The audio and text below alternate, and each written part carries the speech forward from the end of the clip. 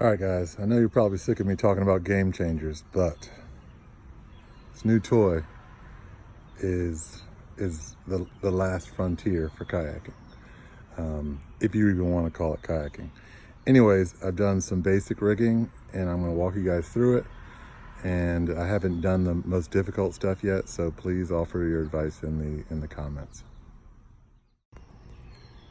Starting up on the bow, I really wanted to make sure that I saved as much space on the gunnels as possible for gear tracks and other gear.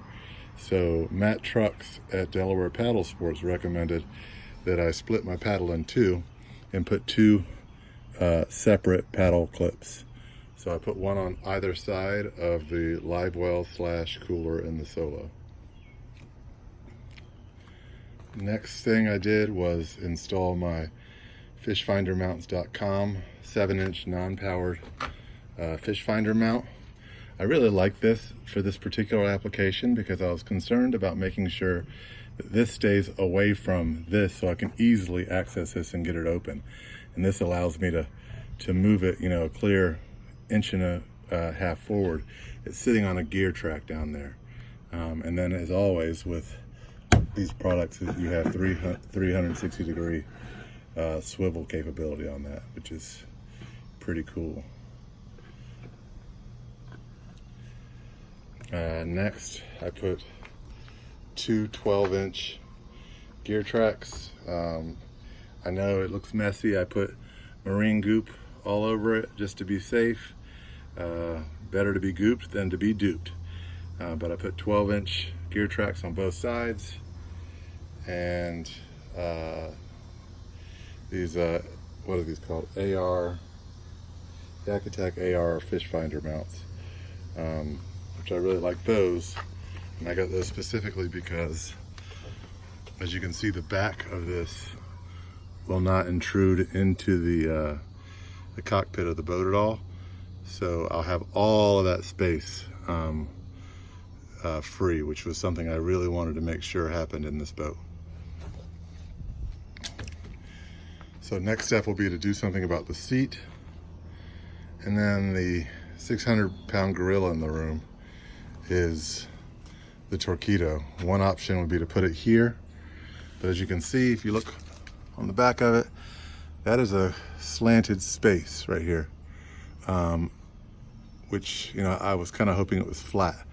It also is curving around back towards this way, which is less than ideal. I'm trying to come up with a way to mount it on this bar. And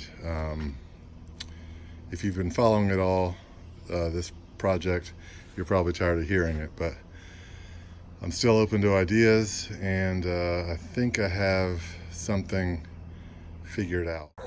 All right, gang, it's getting real. I'm putting 1/2-inch holes in the back of this solo skiff, so I'm a little nervous, but it seems to be going well. I think I'm happy with my solution. So this is the toggler bolt that we're talking about here. You basically stick it in, expand it, and you have to make sure you expand it in a way where it's going to actually fit. So stick it in that way, go all the way down.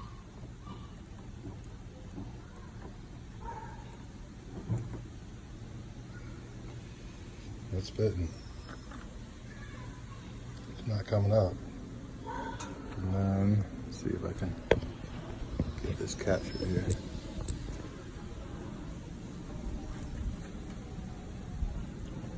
Push this down. Snug that. Make sure it's good and tight.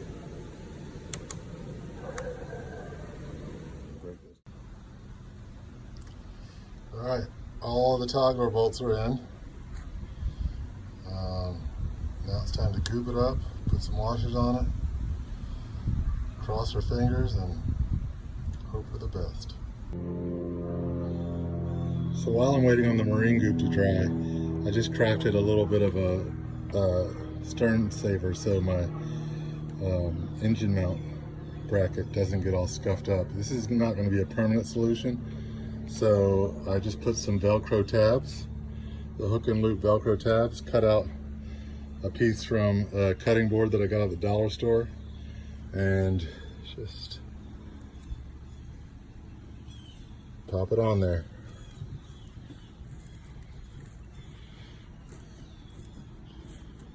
Again, it's not a permanent solution, but for now, it's going to allow me to kind of get accustomed to the boat and figure out what I want, if I want to put a lift on it or anything. But for now, that is holding. If you see, I'm putting a lot of pressure on that. It's holding.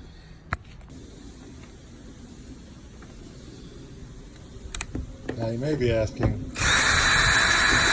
why is he unscrewing his lift peg? How's he gonna lift the engine, the motor out of the water? Well, I think I've come up with a really cool solution for that, and for steering. So I was going to attempt to do what Alan Batista did, which is install a Scotty lake troller right here, and he used it for, it's a downrigger, and he used it for steering. It was repurposed. But I really didn't, A, have the technical ability to do that, I didn't think. And B, I didn't want to have all the cables running here. So I bought this extension handle for outboard motors from West Marine, and a couple of paddle holders also from West Marine, and I connected the extension handle to the hole on the top of the lift bar on the Torqeedo, and as you can see, it stows up. The other thing that I did is when I initially hooked this up, I had the steering triangle on here, and I was experiencing limited ability to turn because the steering triangle kept hitting the mount and other things. And I asked myself, well, if I have the extension, why do I need the steering triangle? And when I took that off, it really made this whole thing work. So you unhook that. The paddle clips are nice and snug. Motor goes down. And then the thing that I wasn't expecting out of this that I really love is I was expecting to have to turn like this. Well, that barely even works, as you can see, right? This is what turns it. And I got plenty of rotation on that. Turn radius on this is going to be just fine. Okay, so you may also ask, well, your hands are going to be busy the entire time controlling that, and they're not. So let's say I want it locked in this position right here, right, to go slowly. I position this paddle holder to hold it right there, and boom, locked in place, right? And it will straighten a little bit, but it's in there pretty good. Pull it out, steer.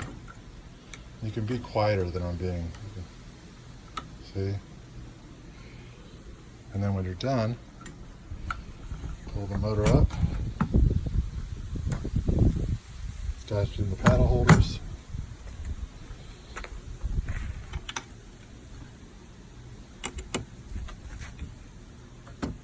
Done.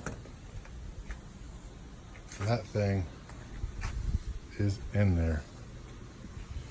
Psyched about how this turned out. Clark is a lawyer, his younger brother is too. When the going get hard.